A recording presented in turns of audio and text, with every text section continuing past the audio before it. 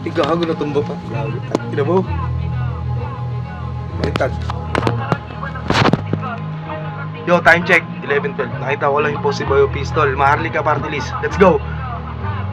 Kaya ko ba yan ang unang tanong? Nasagot ko na yan sa aking unang tungtong. Ramdam ko na nun. Alam kong gugugol pa ng panahon. Alam kong maraming pagkakataon. Alam ko na rin na hindi pa ngayon. Ako tong maraming alam pero di ko alam kung hanggang kailan nga ba magkakaroon hanggang sa makaisa.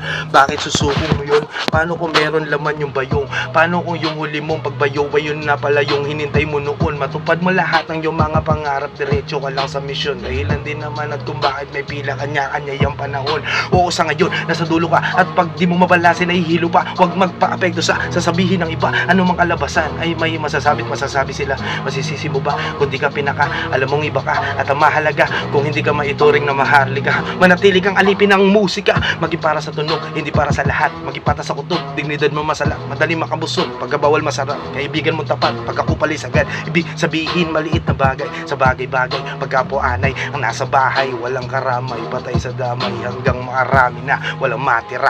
Karanasang naging pahina, karahasang walang pahinga, kamalasang pinotaktika. Nanatili akong kakaiba, di pang karaniwan, alam yan nila. Sana'y mahirapan mula umpisa. Maharlika ako'y pagkamaralita. Di ba sa ngayon ay hindi ko to konsyerto mga taong di ako ang pinunta nila rito. Di ko man nararanasan maging isa sa inyo rito. Balang araw malay mo ako naman ang paborito dito hanggang di ko na malaya na makaraos. Imahinasyon na naidaos, pagkasinimulan ay matatapos hanggang sa makaisa. Cooking ina.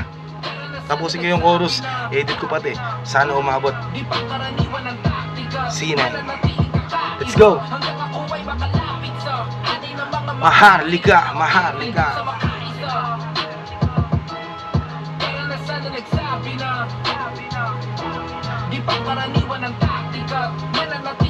Solid na ito.